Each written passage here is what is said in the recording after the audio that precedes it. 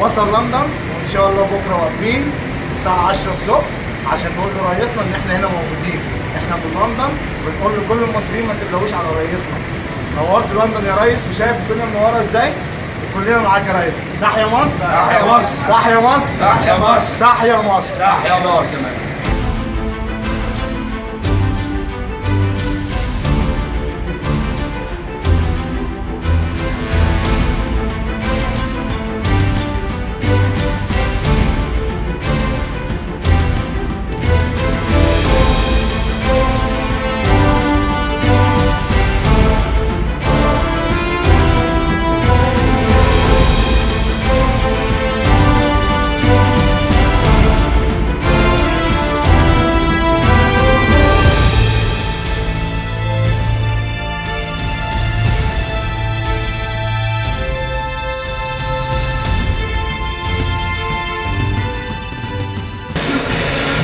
اسمي نادية سعد من الجالية المصرية في أمريكا.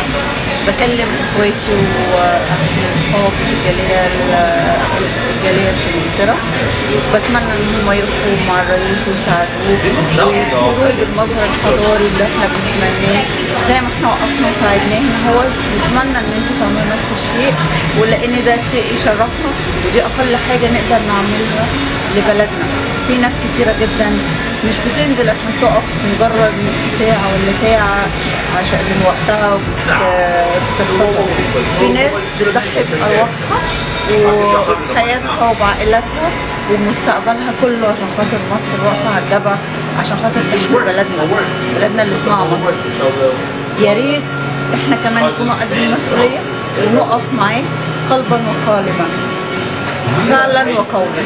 وشكرا لك. أنا نجلاء من الجالية المصرية في أمريكا، وأنا طبعا يعني نفسي منكم تساعدوا الرئيس في إنجلترا عشان الرئيس فعلا يستاهل، وهو واقف معانا في كل حاجة. يا ريت احنا نقف جنبه. احنا مش بنقف جنب الرئيس بس، احنا بنقف جنب مصر كلها. وهو الرئيس عاطينا جيش ده وكل عاطينا من وقته كتير، فيا ريت يا ريت يا ريت الكل ينزل ويشجع رئيسنا. وتحيا مصر، واحنا معاك يا ريس فعلا فعلا، يعني احنا معاك فعلا وبقلبنا وبأحساسنا، وربنا معاك يا ريس ويحفظك. وتحيا مصر، تحيا مصر، تحيا مصر. احنا معاك يا ريس قلبا وقالبا، فعلا وقولا. احنا معاك يا ريس قولا وفعلا.